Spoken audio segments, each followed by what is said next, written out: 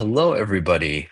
Can everyone hear me? If you guys can hear me, on the bottom left corner, there is a um, thumbs up sign. If you could just hit that thumbs up sign, oh, perfect. That's great. Thank you guys so much. Thank you so much. Well, hi, everybody. My name is Ho Yin. I am the SVP of Growth at Events.com. Super thankful. And thank you, everyone, for coming to join us for this webinar on how to increase sponsor revenue and value.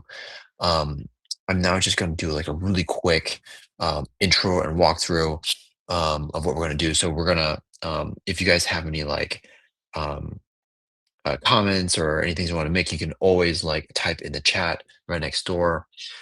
If you see at the top, there's a Q&A tab on the top right-hand corner. In the Q&A, you can then type in your questions there. So thank you, Tess. So we're going to we want this to be interactive, and we're going to present right now, and then afterwards we're going to have Q&A, and then we will open the floor. Just now you were in our sponsor Genius Lounge just now, where you saw all these different tables. We will be going back down to there too later at the end if you guys have any remaining questions. But let's kind of get started. Um, so first off, I want to just introduce Maria Perez. She's somebody who I've worked with. She's got a ton of experience, 30 plus years experience working in the sponsorship uh, landscape. She's created multi-million dollar campaigns. She's worked with both nonprofits and for-profits. The first time that I met her, I was like just really, really impressed with her ability to work through sponsorships with clients. And you can see kind of like the amazing projects that she's worked on before. And the second coach is Walter Willett.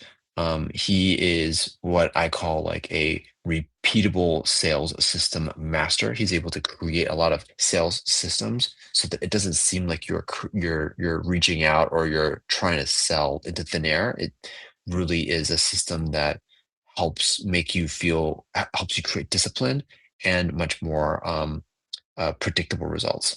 And so he's worked with like a whole ton of different brands, as you can see, and also with a lot of like major festivals.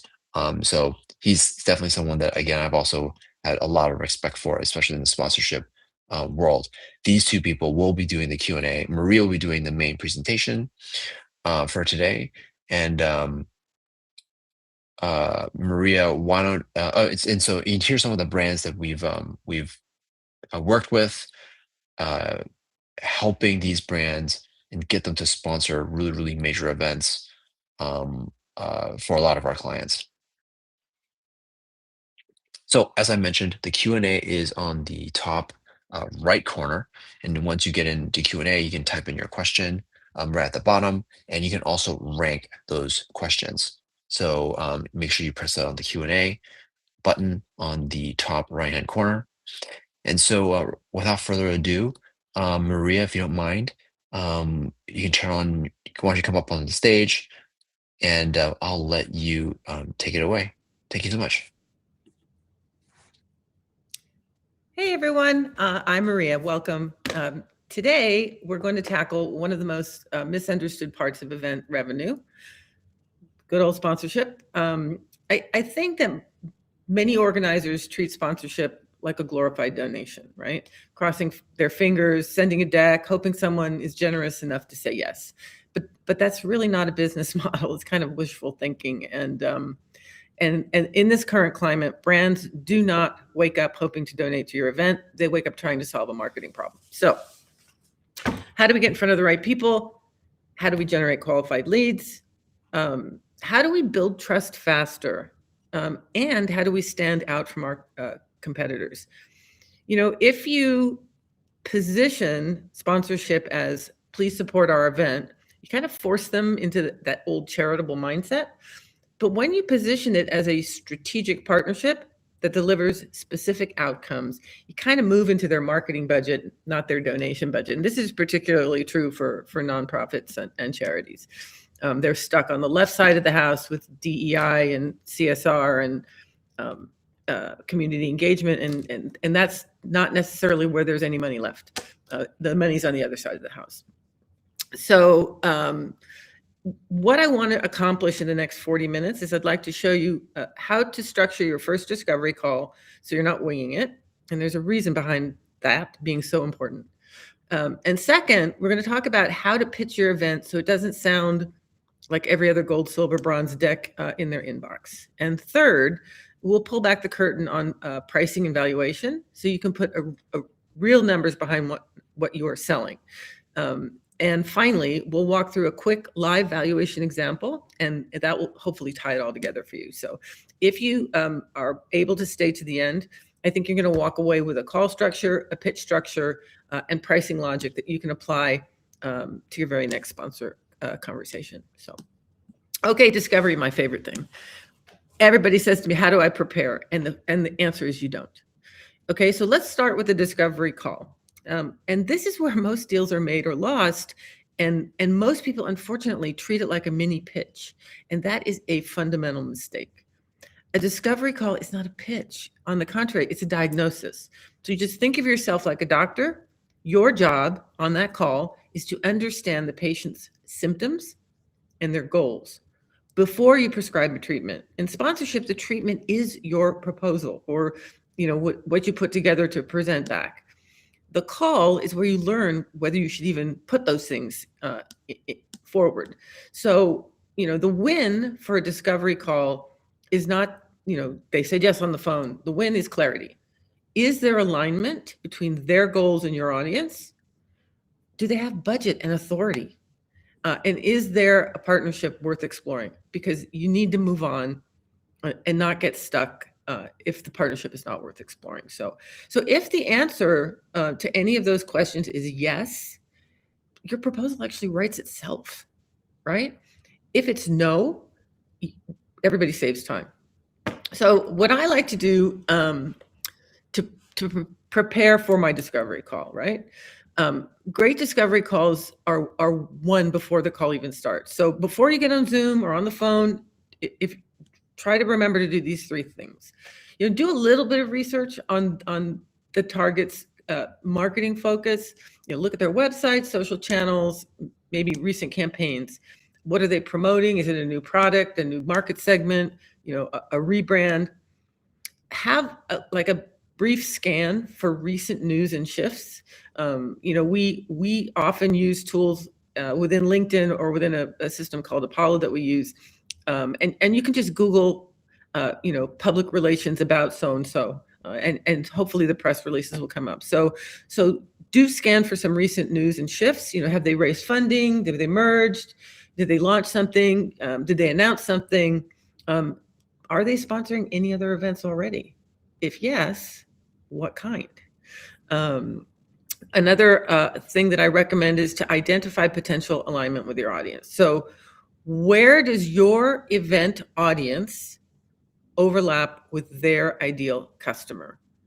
And what problems does your audience have that this company helps solve? So if you take 10 to 15 minutes and you can put it in a spreadsheet, I often tell people to have a little tickler pre-outreach so that, in a week's time when you go back to do your follow-up, you don't have to try to remember all these details. But you should be able to say in one or two sentences when you talk to these folks, you're focused on X, my audience is Y. Here's where these intersect. And then that can be the backbone of pretty much your entire conversation. When the call starts, your opener kind of sets the tone. So you do want to sound prepared and professional and respectful of their time. And I use a very simple structure: appreciate, time check, agenda. So let me see if I can frame it up for you. So appreciate. Thanks so much for taking the time to connect today. I really appreciate it. I have us down for 30 minutes. Does that still work for you? And then the agenda, loosely. If it's okay with you, I'd really like to spend the first part of this call understanding your marketing priorities for this year. And then you can share a quick snapshot. Then I will share a quick snapshot of our event and audience. And if it feels like there's alignment, we can talk about possible next How does that sound? Now, when I use the word event, it's not literally an event. It could be whatever asset and property that you are seeking sponsorship for. So in any event, in 20 seconds, you've done a couple things.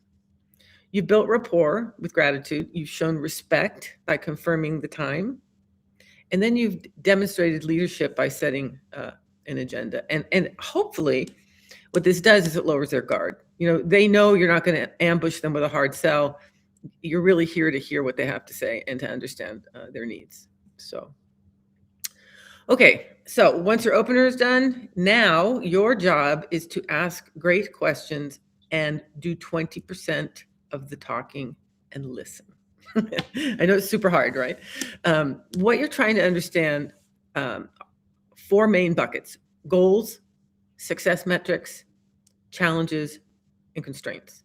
So let me give you some language. You should write this down and you should use it, okay?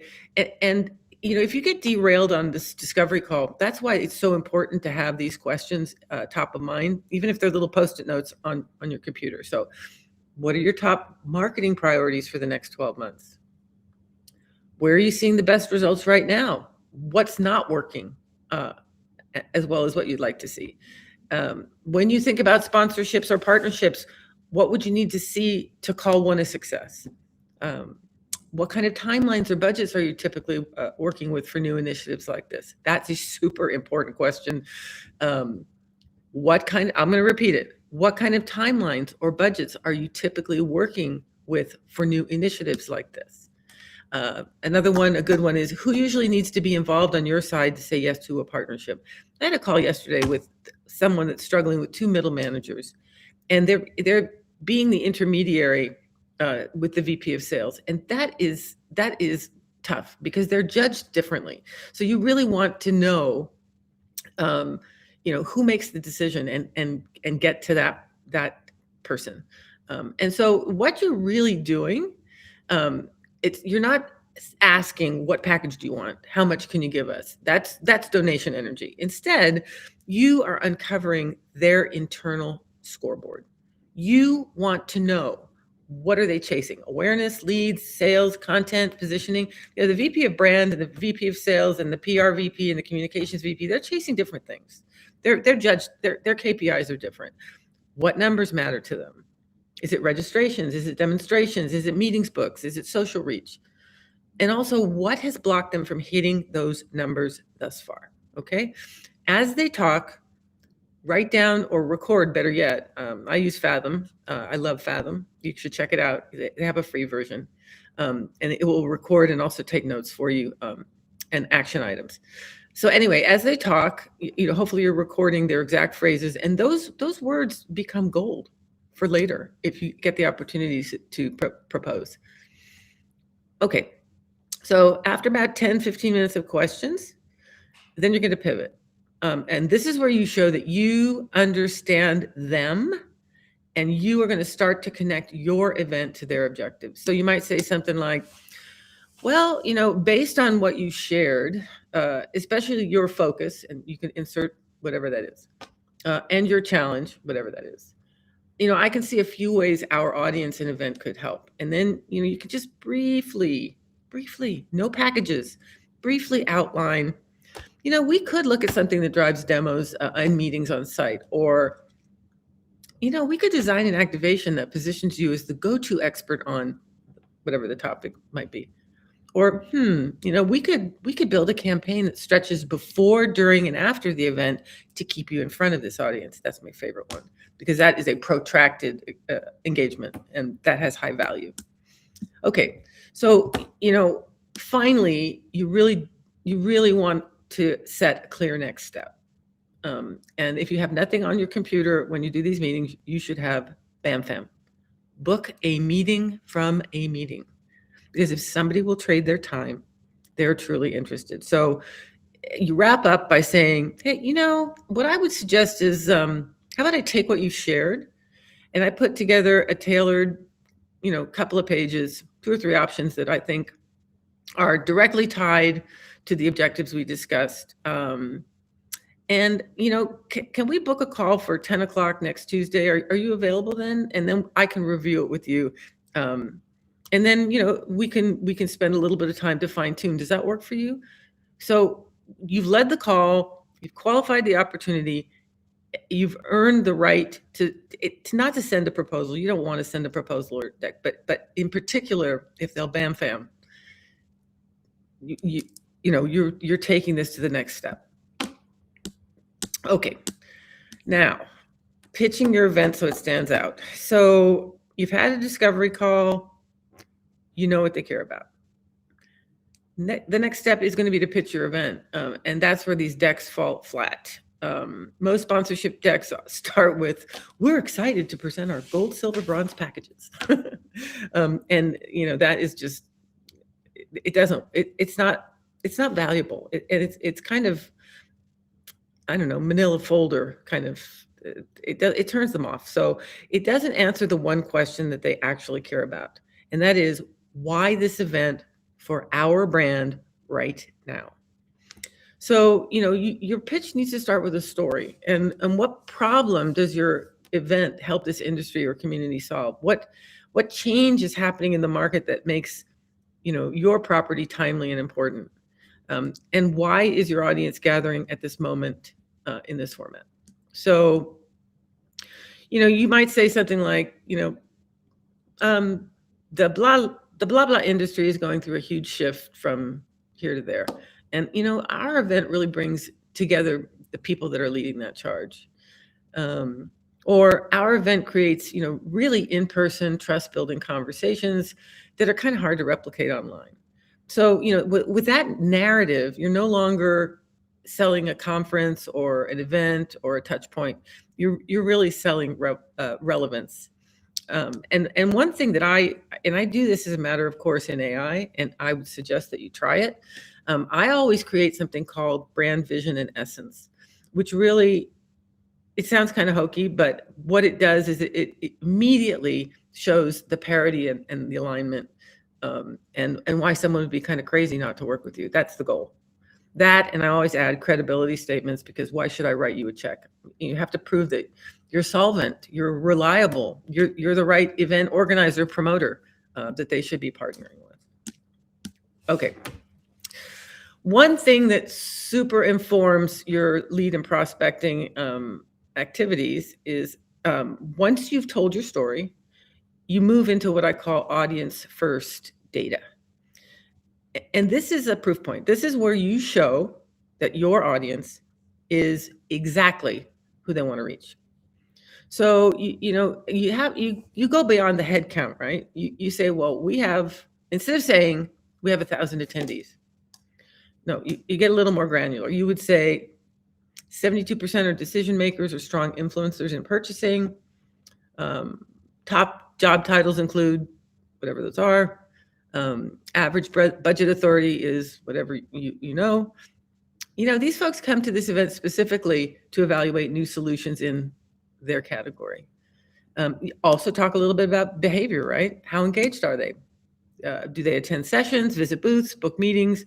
And are they active on social around the event? And so this is a moment where a sponsor mentally says, these are my people. And so, frankly, without that, your deck is just decoration, and it's not going to move the needle.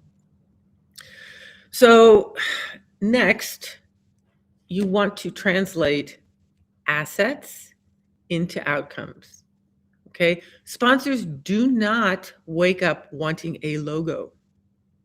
What they want is what the logo gets them, which is awareness, awareness building, trust, traffic, and leads.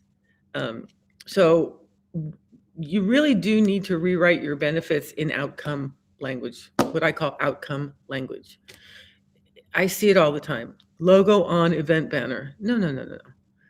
High visibility brand exposure at every main stage session in front of X number of attendees. Do you see the difference? Do you feel the difference? Logos don't sell things. So you have to couch it in something more compelling. Instead of saying something like, oh, you're going to get 2 email mentions. No. you're going to get 2 dedicated email spotlights to X number to 50,000 subscribers, driving pre-event awareness and traffic to your landing page. Big difference. Instead of saying, oh, you're going to get 1 speaking slot. No. Thought leadership positioning as the expert on the topic, whatever the topic might be, with the ability to educate and move X buyers closer to a decision. You can even organize your benefits into outcome categories, which is kind of cool to do. Awareness and visibility, authority, thought leadership, lead gen and meetings, content and amplification. Sponsors want those things because otherwise they can go buy their eyeballs themselves. I always tell people when they get a little bit confused, not only do you have to give your audience and the value piece, which is better pricing than traditional advertising, thought leadership, brand differentiation, and lead gen is what sits on top of that. And that's why sponsorship occurs. Otherwise, they'll just, like I said, they'll just go buy it themselves. So, and when you organize in this way, when somebody does look at your quote unquote proposal, they can actually see the outcomes map that the outcomes map to the priorities that they shared on the discovery call, and that's what you want. Okay, finally, you want to show you can build experiences, not just placements. Again, this is what differentiates from advertising big time. So you want to think about creative activations, a branded lounge where their team hosts, conversations or live demos, a clinic or a lab or a Genius Bar where they solve a real problem that attendees bring. Co-branded content like podcasts and video interviews or a playbook that gets distributed after the event. These are simple to execute and not costly, but they're compelling. You can have sponsored roundtables, VIP dinners. Put them in the room with high value prospects. And the key really is that each activation is aligned with your audience's interests. It's aligned with the sponsor's goals.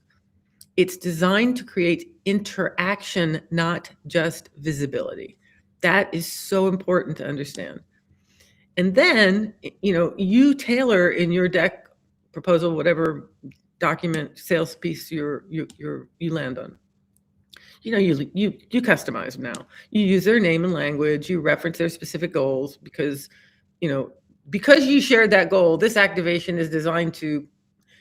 You show them a couple of options, not some grid menu of 20 unrelated items. Every time, I see that somebody wants them to buy the lanyard or pay for the T-shirt or pay for the balloons, and their boss wants leads. I mean, it's kind of absurd. So that's why we go this direction, right? So the sponsors, we want them to see that you've actually listened. You've designed something for them, and you immediately stand out from this templated, please see attached sponsorship menu emails that they're used to getting, right? So let's wrap this up with, sponsorship is delivering on audience and value. So what does that mean? It means that you have to have a better ROI than traditional advertising, 2 to 1 or 3 to 1. And that's why we're going to move right now in this last section into pricing and valuation. Because this is the part that makes people nervous. But it's actually very logical once you see the steps. Most organizers start with, we need 50,000 in sponsorship to break even. So let's make some packages and divide it up. And that is backwards. Your costs matter for your business, but they don't determine value for the sponsor. Okay? The audience you can deliver, the exposure and engagement you can create, the leads and the relationships that you can influence. So we want to price based on fair market value, what similar outcomes could cost them elsewhere, but at a more favorable price than traditional advertising. Because again, I'm going to remind you, they can go buy the eyeballs themselves. So why would they work with you? They're working with you because you've got the people, it's who you got in the room, and it's a good price. To get there, the first step is asset inventory, and this is where you list what you can offer, even if you don't use all of it. And those are things like, digital, what emails, social posts, website placements, app push notifications. You're going to have on-site opportunity, banners and mentions and booths and registration areas and the like. Content, so speaking slots, panels, sponsored reports. You're going to have experiences, data and access. So that's with privacy rules, lead lists, meeting programs hosted by, or this kind of thing. So you're going to want to put this into a spreadsheet, one row per asset, and then later, you would assign a value to each based on the exposure, reach, or lead potential. That's kind of where you begin. Next, you also want to run the what we call the other option test. So for each asset, and these are the things the entitlements, right? Where else could a sponsor get the same outcome, and what would they pay there? We kind of call that valuing by proxy. So I don't want to get too into the weeds there, but and Hoyan's going to show you some examples, which is super helpful. But for example, if you have an exposure-based asset, right, you can use cost per thousand as a benchmark. So if an email spotlight, like you're gonna do an email spotlight, and you have a list of 10,000 targeted contacts, you can kind of figure out what the media equivalent value is. And because if you just make it up, people will say, oh, gold, silver, bronze, 5, 10, 15,000. Well, if you do a CPM for 10,000 targeted contacts, the value is $200 to $300, not 5,000. And so you go to the brand guy or gal and you ask for that, and they're going to look at you like you don't know what you're doing, and they're going to say no. These people are they have KPIs, and that's what they're looking at. A lead generation asset, for example. This is I hear that I do this all the time. You want to ask them what it costs them to generate a marketing qualified lead elsewhere, whether they're doing ads or webinars and stuff. And so if their cost per lead is $150, and your option, your program can realistically produce 50 quality leads, that's $7,500 in lead value. Okay. So do you see how this shifts the conversation? Instead of, we think this is worth X because we need the money, you say, well, here's how we got to this number, using the same logic you use for your other channels. And I can tell you, sponsors respect that. And then you add up the values of the assets you're building into a package, and you're off to the races. Okay, so once you understand a little better the value and your internal costs, you kind of sanity check your pricing with a simple rule of 3. So, the minimum price, cost to deliver benefits plus cost to sell plus cost to service. So you kind of make sure you're not underpricing once you factor in things like staff time, tools, materials, and support. But you can create flexible base, mid, and high options, right? So you could have base be like focused on awareness and a light presence.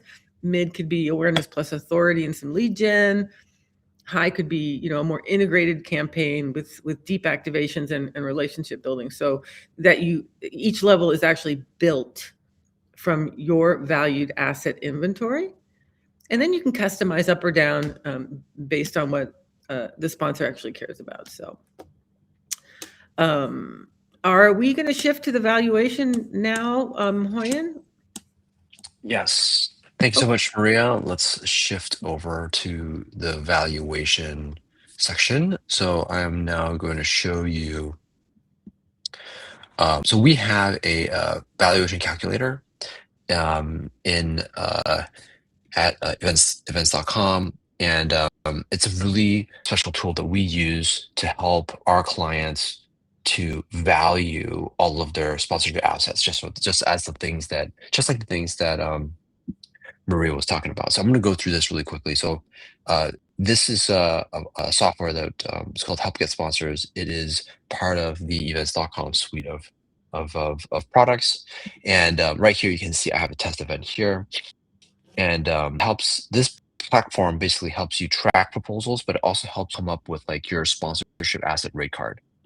And with that sponsorship asset rate card, it can basically help you value each of the individual asset items that we were just talking about. So I'm gonna just really go quick in here. When I press this button, I'm just gonna quick kind of go through this. So in this calculator, you type in like number of participants, estimated number of total reach, um, and you know the means is that the total number of people who will see your sponsors, and it includes participants, spectators, volunteers, even your product team. And then in here, you just select what are the different things that you might have, like category exclusivity, coupon distribution.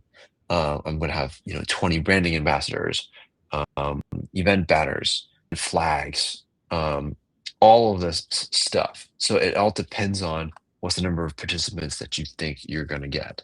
So I might say, like, for example, 9,000. Okay. And you just basically pick this off. Now, there's another good reason why you want to go through this process is because it might give you more ideas on what other things you can then um, put into your sponsor packaging that you may not have thought before. So these are all typical things that we've seen that typical people will buy. But there might be other things that you can pick up. And this can help you increase your total sponsorship potential of your entire event. Initially, you might think, oh, I just want to target like 100 grand. Well, this might be able to push it up to 200 grand. And then we can fill this out into the different sections like web, email, social digital marketing campaigns.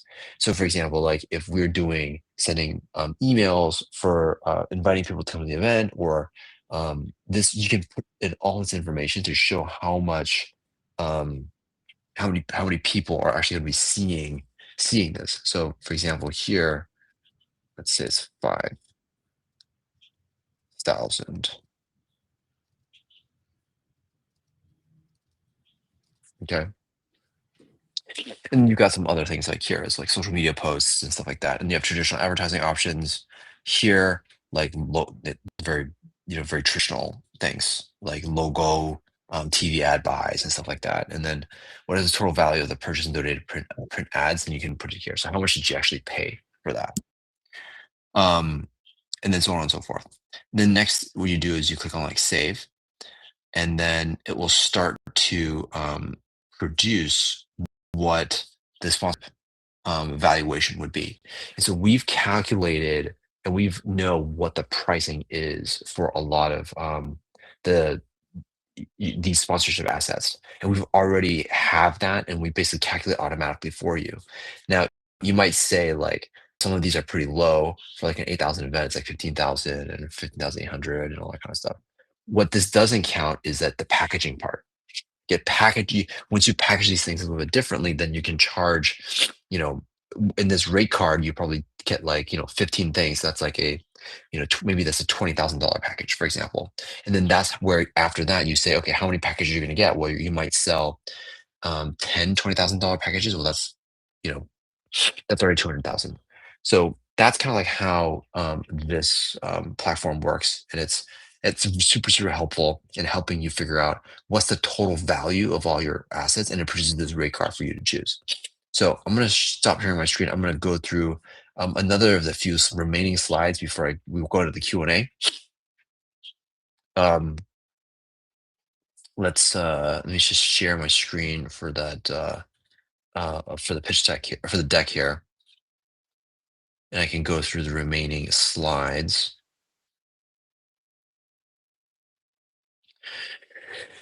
Okay, let's see if we can go to the next slide here. Sorry, let's go to the next slide.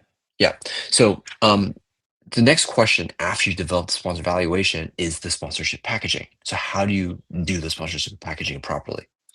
So we will be doing a Ask Me Anything sponsorship packaging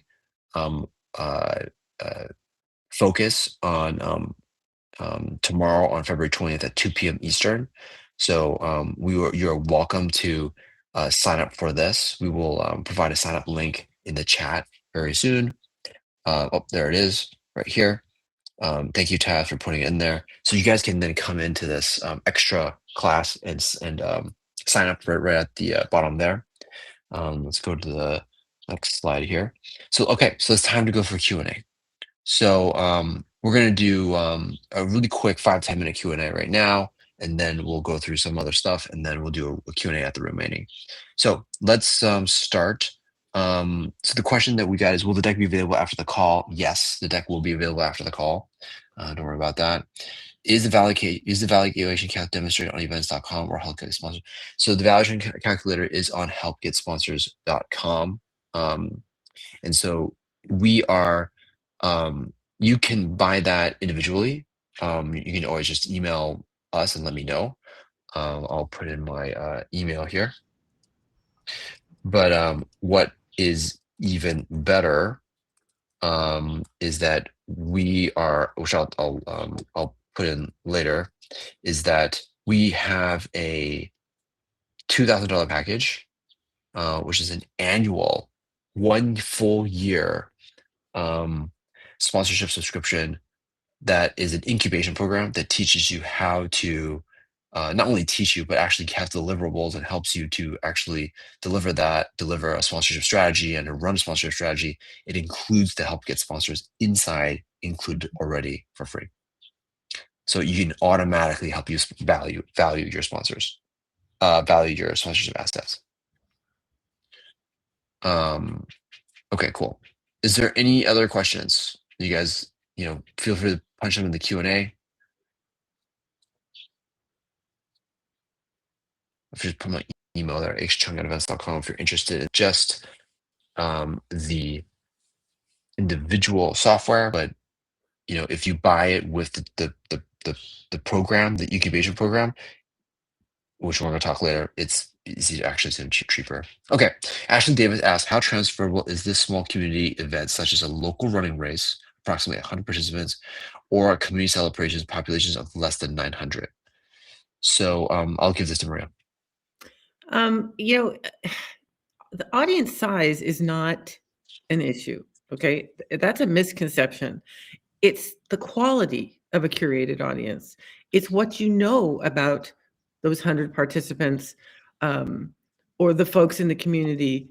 That's what's most important. I mean, even if you only have 100 people, if you know that 20% of them are pissed off at Metro PCS, you can pick up the phone and call Verizon and say, hey, the folks that are attending my event have indicated thus and such, and that will inform who you target. It's those things about them. Or maybe those 100 people are 18 to 34-year-old soccer moms. So it's really the attributes of your audience that is your gold. So yeah, I mean, there are going to be companies in any hyper local community that are going to want next to those people. That those are their customers. I often see people say, well, they're going to give away free food and free drinks. We're going to let them sample for free. No, you're not going to let them sample for free, because they're going to go be their customers, and they could be a lifetime customer. So Ashley, you don't have to have a lot of people. I guess that's the short answer.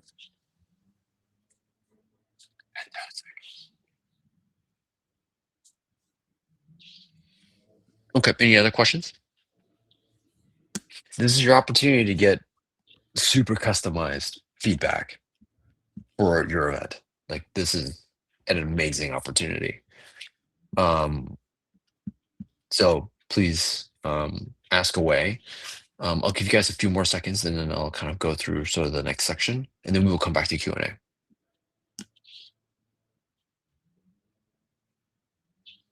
Okay, cool. So we'll come back to Q&A in a moment.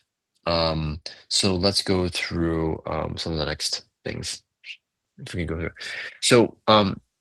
So we have something called Sponsor Genius Bar, which basically talks through a lot of the things that what Maria just said. Identifies your sponsor value. It helps you price and package your assets. It helps all of the things that Maria was talking about, to doing the discovery call and all that stuff. We have a lot of those templates, those repeatable systems already built. And so we're really just trying to help you to stop winging it and start winning it. Really, really just helping you to get everything, all the different skill sets that you need in order to sell more sponsorship is all included in the Sponsor Genius bar. So as you can see here, this is like all the different modules. We've got like mission momentum, which figures out what is the mission of your event, and it can go all the way through running your campaign and delivering results, which means like closing. So we cover like the whole gamut of it. So we use events.com virtual, which is in the space that you're in right now. It's a annual community and transformation program where you can talk not only to the coaches but also to other peers within the event industry. And it is a great community full of really growth-minded event organizers that are really want to help each other, but also a community where you can get introductions. People can help you. We're creating a community where it's as positive as possible, and helps people work through the challenges in real time, in real time, basically. So these are kind of like our three standard tiers. We have the mastery, which is at 4,000. The growth is at 2,000. And the stars at forever. So in the mastery level, you've got 4 one-on-one coaching calls. You got the valuation calculator, which I just showed you, and all of the access to all of the learning modules. On growth, you get the full learning modules, but you only get a peer group coaching session and some group coaching session plus recordings. So it's not like the full thing. Mastery is definitely like the full thing. And then we have a starter tier, which only has like 2 of the 7 modules that we have.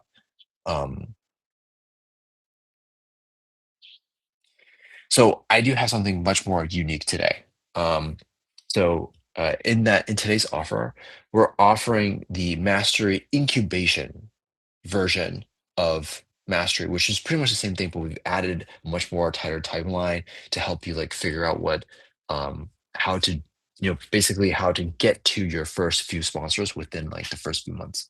And so originally we were selling it at $6,999, then we had it at 4,000. Now we're having it like at 2,000.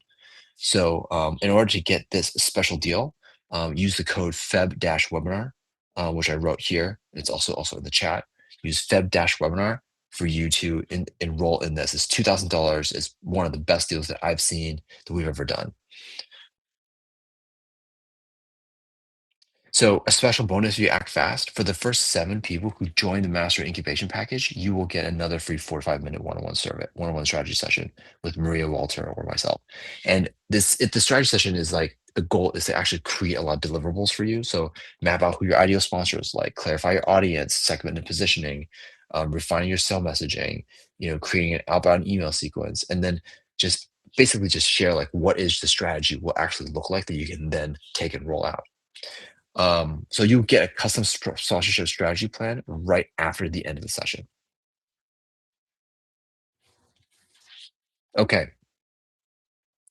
So if you guys want to sign up, we have the exclusive webinar link, which is on the bottom right, and just please use the discount code FEBWebinar.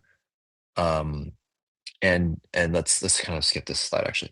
Okay, so the final Q&A. So does anybody have any other questions that I can then ask Walter and Maria, our coaches for today?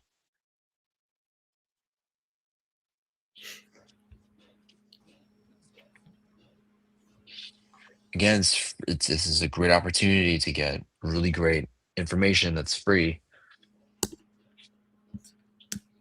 Okay, Gigi D. Portales. Would you like to come up, Gigi? You want me to come up and turn on your video? Is that something you want to do, or do you want to just type it in?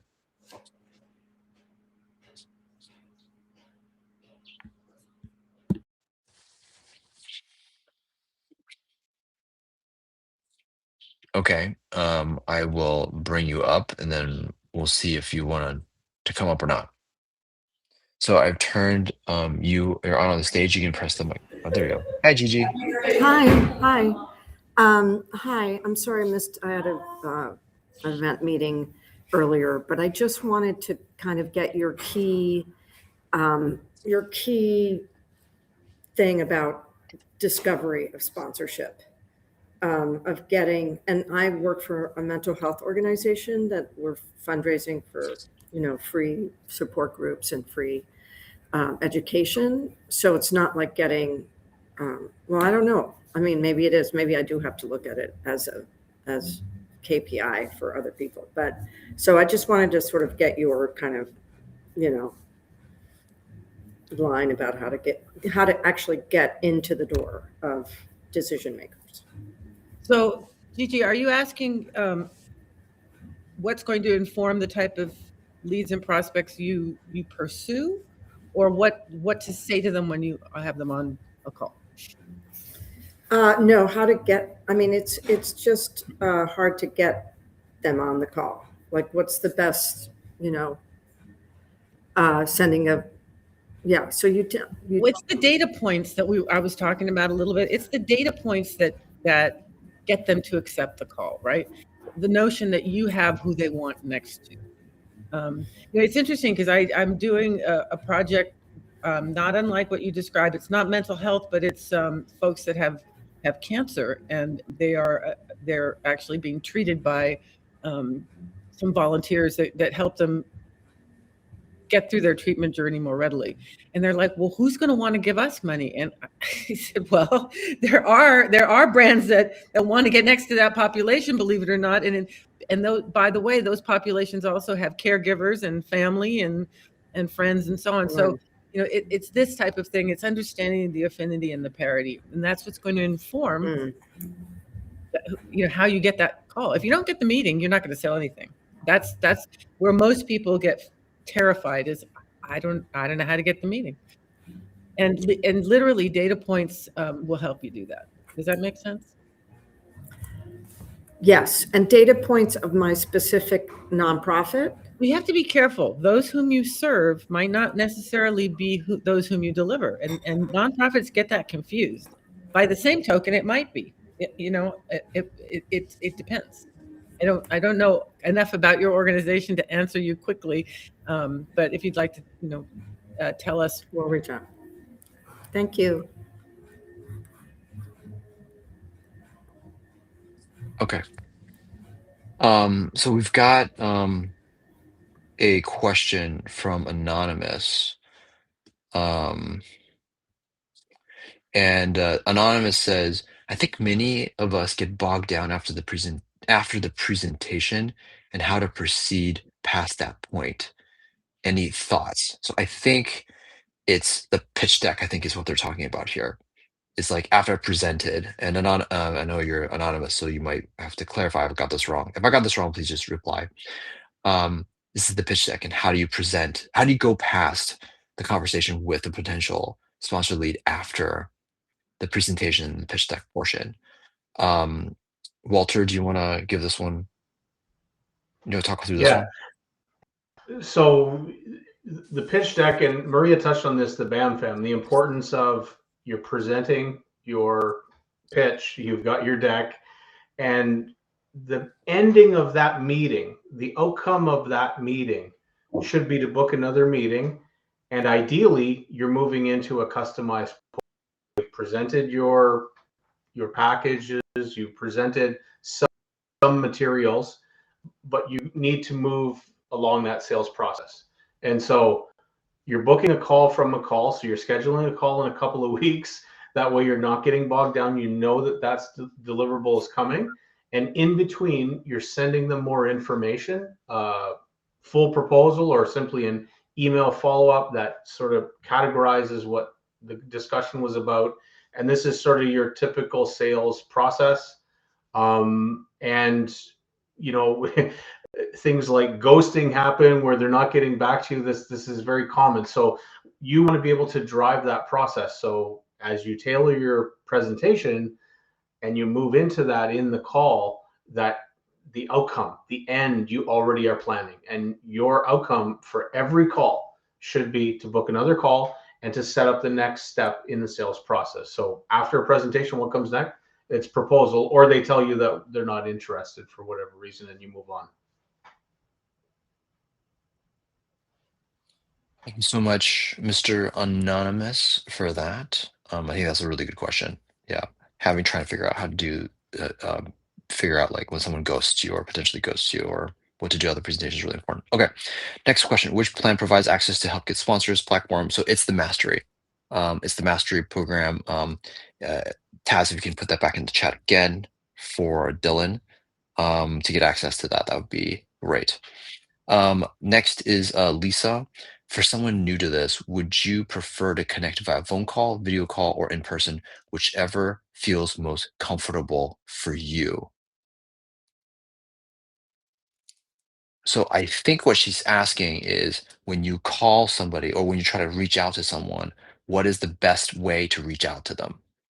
Um, Maria, would you want to give it a shot on this one? I personally, I'm kind of a stickler. I like to do Zoom video calls. And the reason I like to do Zoom video calls is because I have a note taker called Fathom. And I fired all my other note takers, but my note taker allows me to be really present. And I don't have to like be taking notes and remembering what I said. And Fathom is particularly helpful. So that's my preference. My preference is a Zoom call. And I'll tell you why. After every single Zoom call, I take the meeting notes from Fathom over into my Perplexity AI program. And I say, and this also speaks to the previous question. I say, based on what you heard us discuss, please write a thank you note and suggest a path forward to working together. And we talked about this, and Walter just mentioned it, this protracted engagement. You're gonna, if somebody doesn't want to work with you, you're gonna know. Hopefully, you will have rated them, green, red, yellow, like a street light, so that you kind of can remember how they acted on the call. But I have found that people are super impressed when they get that thank you note, and they really feel that I was present and I listened. So that is my personal preference. And then again, with all the tools we have now that we show you how to use in the Genius Bar, you can be really responsive, and people are impressed. I mean, in this day and age, there's impersonalization, so this makes it more personalized. Great. Thank you so much for that question, Lisa. So, from Nandria Ward, Maria has given us great information. Thank you. What would you say in getting partners for a jazz festival with an older demographic? And I guess I'll hand this over to Maria. Well, that's just because people are older. Take me for example. A lot of older people are are a very valuable, a high value audience, right? They might have retirement aspirations, or they might want to travel, or so it's what you know about them. If you can do a survey and you know a little bit about what their hobbies are, maybe they like to take cruises, right? Maybe they enjoy all kinds of uh, musical or cultural events, and so on and so forth. So it's what you know. It doesn't matter old, young, 50 or 100 or 10,000. It's who you can deliver and what you know about them that is going to drive the value up. And jazz festival, I mean, sometimes what you can do too, you can go look at other jazz festivals that are kind of like what you do, and just have a look at their sponsor mix. That will give you some sense of who their supporters are. So it's not an issue. The older demographic's not an issue. Great. So I think, okay. Okay, so then the next question is, after sharing the proposal, if they say they're not interested, how can we find out what didn't work? I'm going to pass this on to Walter. Yeah, that's a great question and a common one. And I think the easiest answer is you craft a nice email, you thank them for their time, for their interest, and you ask them, say, in a nice way, you can structure that question. We're really looking to learn and grow. Would you be able to provide some additional feedback just for our information? And oftentimes that answer does come back, and you might be surprised. Particularly when you're looking at an event or a recurring event, want to think about a multi-year approach and a relationship-based selling approach, which is what sponsorship sales is.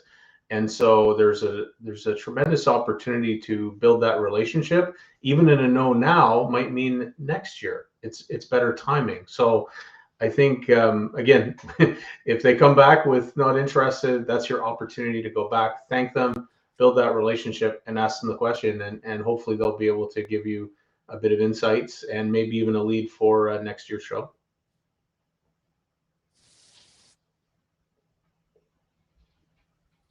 Thank you so much.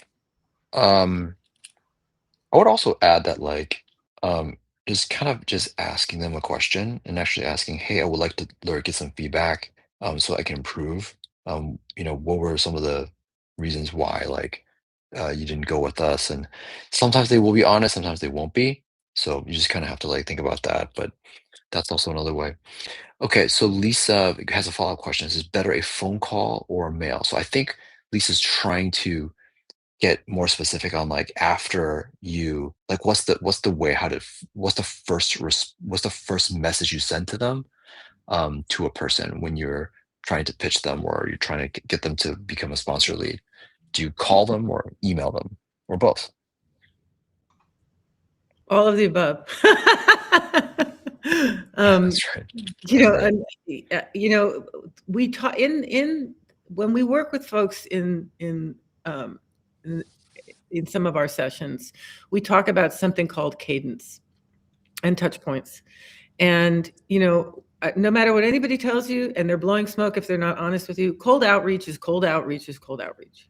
So if somebody doesn't know you, but you know they're a category that you want to pursue, you have to have this cadence of, yes, you leave them a voicemail. Yes, you send them an email. Maybe you put them in a sequence. Maybe you go on LinkedIn and see what they're posting about, and you cross post or whatever. It can take upwards of 12 to 18 touch points, sometimes to even get a reply. And sometimes you're never going to get a reply. And that is why we go back to why discovery is so important and why your audience data points are important. Because whether you call, email, unless you have something of value, unless you can communicate, you have their audience, they're not going to take the meeting. So that's why we use that technique to get the meeting. I'll give you the example one more time. If you leave a message for Verizon that 20% of your audience is pissed off at Metro PCS and is considering changing cell phone carriers, would you be open to a chat? It doesn't matter whether it was a voicemail message, an email message, an in-mail message on LinkedIn. They're likely to take your call. That's how that's their job, to sell cell phone services. I hope that helps. Fantastic. Okay, we're pretty much at time. So again, like we have another event coming up, another exclusive webinar tomorrow. But also most importantly, like if you join, you can get the valuation calculator and all the rest of the great content that our coaches have prepared for you. So if there's no other questions, then we're going to go back down and yeah, feel free to let us know what other questions you have and email us. And yeah, I'll talk to you guys soon. Thank you guys so much. Thank you guys. I'll talk to you guys soon. Bye.